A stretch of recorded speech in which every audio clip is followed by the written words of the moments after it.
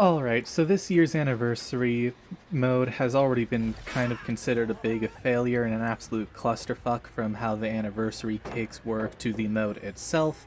However, many other content creators have already gone over as to why that is.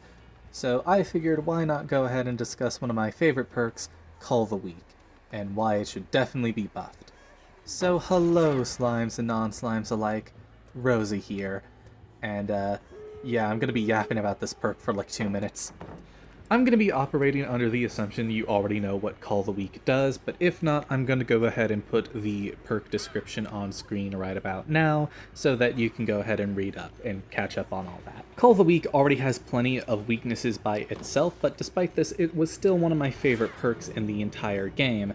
However, Diminishing Returns has basically killed off any chance this perk has at being somewhat viable.